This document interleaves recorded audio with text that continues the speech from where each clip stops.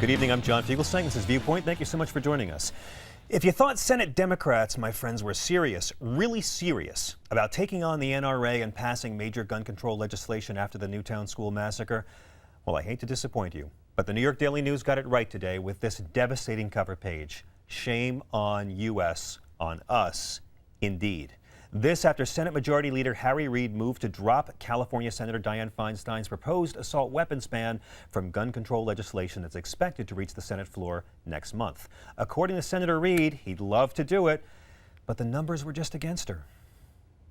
Dianne has worked so hard on this, but right now, her amendment, using the most optimistic numbers, has less than 40 votes. That's not 60. He's quite broken up.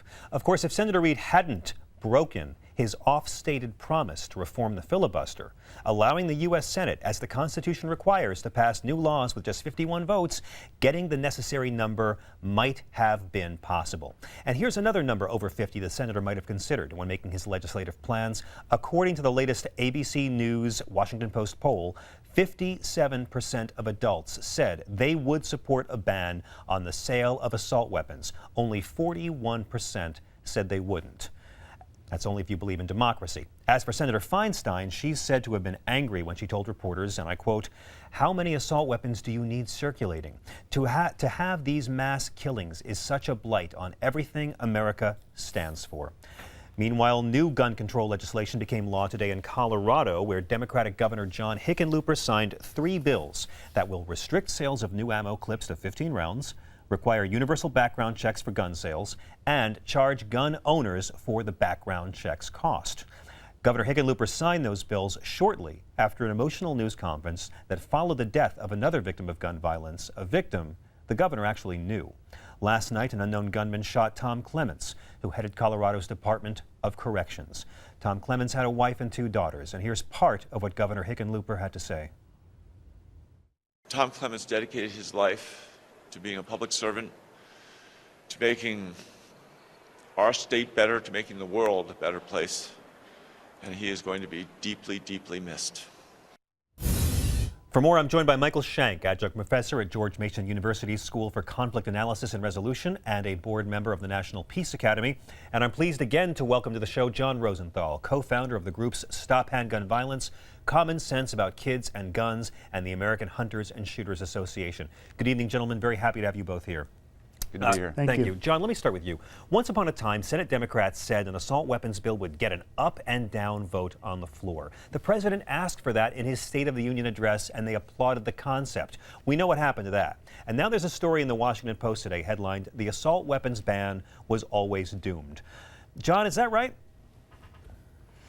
Well, look, our Congress is broken. And the Democrats are afraid to take a hard vote on banning assault weapons, which are the weapon of choice by gang members and the common denominator in all the mass shootings, along with these large ammunition clips. Harry Reid's running for re-election, and he doesn't want his Democrats to have to vote on assault weapons. John, frankly, magazine clips, a prohibition on large ammunition clips like Colorado passed will not pass the U.S. Senate and will not pass the House.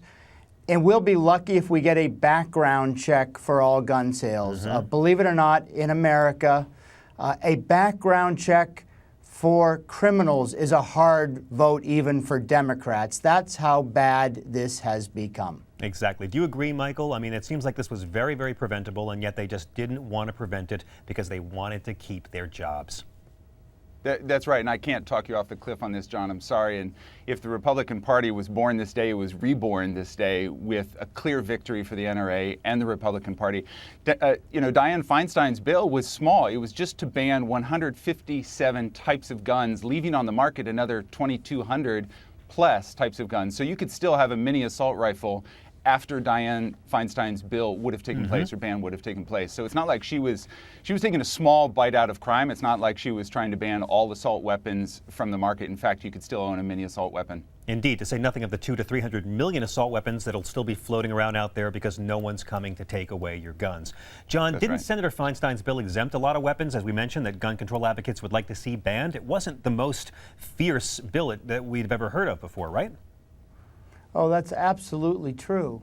What we need, and I'm a gun owner, I'm a strong believer in the Second Amendment, but when I go for a duck hunting license, I have to agree to have no more than 3 rounds in my shotgun to protect the duck population. Yet Congress won't even take a vote on limiting the rounds in these high-capacity ammunition clips. Law enforcement are limited to 13 to 17 rounds in their service weapons, and Congress has said it's perfectly fine for criminals to have 30 to 100 rounds to kill people.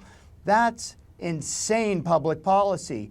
What we need is a definition for military-style weapons, and they have to have certain features. They can't be listed by name, they have to be listed by feature. For instance, in the federal ban that expired in 2004, the AR-15 was on the list, but a Bushmaster AR-15 was not. It was a Colt AR-15 on the list.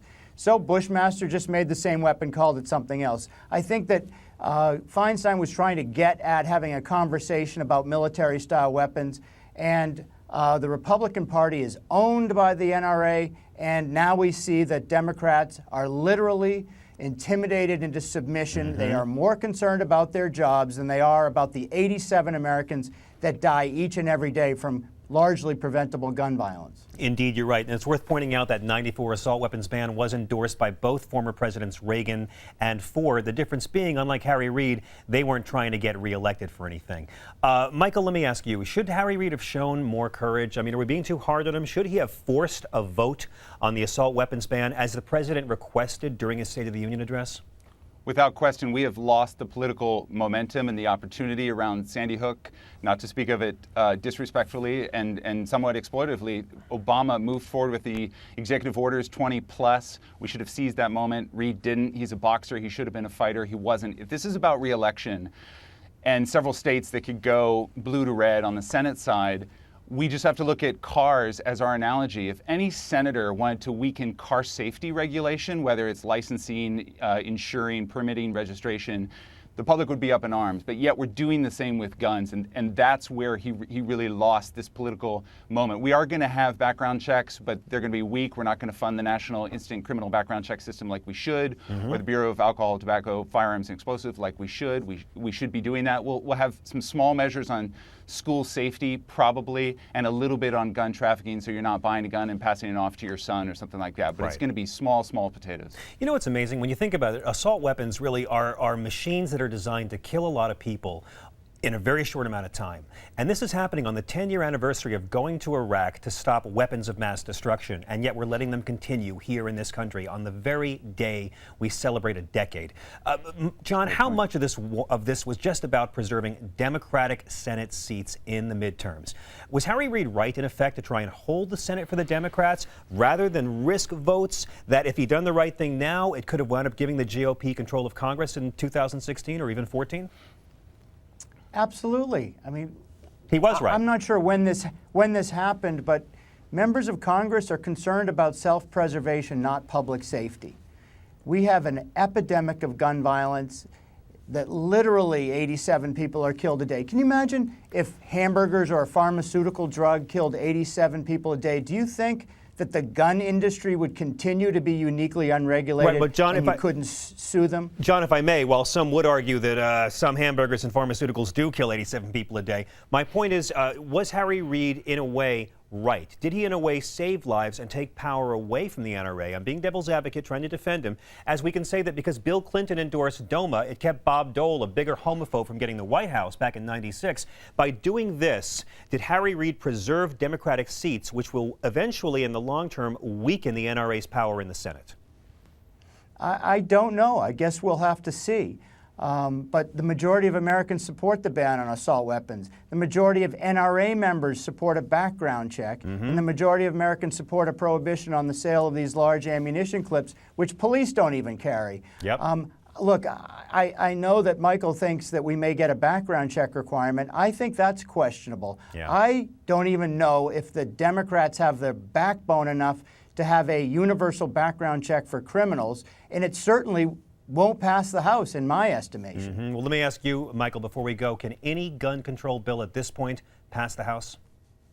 I think a small one, like I mentioned before, but we're missing an opportunity to talk about America's culture of violence that we see in Hollywood, that we see in Iraq, that we see in Afghanistan, how we invade other countries. This is the time to talk about our culture of violence, how it's propagated, and the poverty and inequality that correlates strongly with gun violence. Let's talk about that. Let's not wait until we really control the Senate to pass something. Let's discuss this culture of violence and also kind of debunk this erroneous argument that it's about freedoms. It's not about freedoms when we're not complaining about cars and the restrictions on cars, regulations on cars. This is the opportunity to frame the narrative, and we're missing that opportunity. Michael, I'm going to invite you back because while I agree with you about the culture of violence, and when it comes to Hollywood, I'm a lot more upset about real violence than make-believe violence today. But I thank you both for your brilliant points. Michael Shank, adjunct professor at George Mason University and board member of the National Peace Academy. Please come back and see us. And the great John Rosenthal, co-founder of Stop Handgun Violence, Common Sense About Kids and Guns, and the American Hunters and Shooters Association. Gentlemen, you make me proud to be American. Thank you both for coming on tonight's show. Appreciate it. Thank you, John. Barak Atah Denai. I think that's right. President Obama goes to Israel. Coming up next.